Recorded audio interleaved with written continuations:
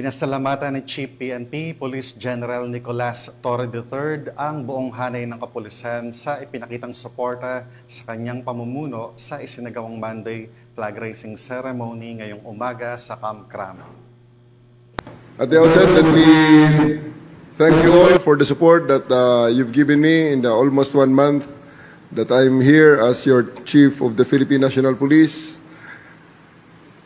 I'm very happy to note that based on the surveys, we are tracking positively in terms of compliance to the directives of the President, primarily on the police visibility and the police response. Palakpakan po natin ating mga sarili. Ibinahagi rin ni Chief PNP ang magandang feedback mula sa publiko, particular sa mga nasa frontline na nakakaranas ng tulong mula sa mga pulis. Gayunpaman, kanyang ikinabigla na marami pa rin sa mga kababayan ang hindi nakakaalam na muling paigting at inaayos ang 911 emergency hotline. I'm very happy for the feedback of our kababayan, especially those yung mga nasa frontline na nakakakuha ng tulong sa ating kapulisan.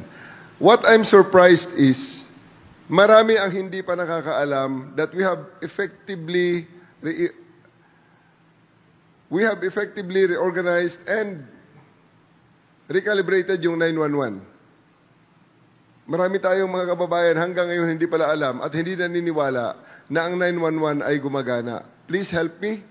Help me ipakita sa ating mga kababayan, i-advertise sa ating mga kababayan, ang pulis ay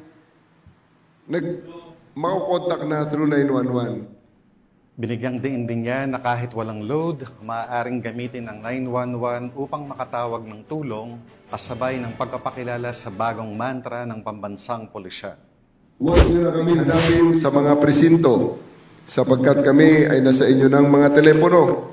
Dial 911. Darating kami sa loob ng 5 minuto. Kahit na walang load, pwedeng magamit ang 911. Ang mensahe ni Police General Torre ay bahagi ng patuloy na kampanya ng PNP na palakasin ang tiwala ng publiko sa serbisyo, kahandaan at presensya ng kapulisan sa lahat ng oras.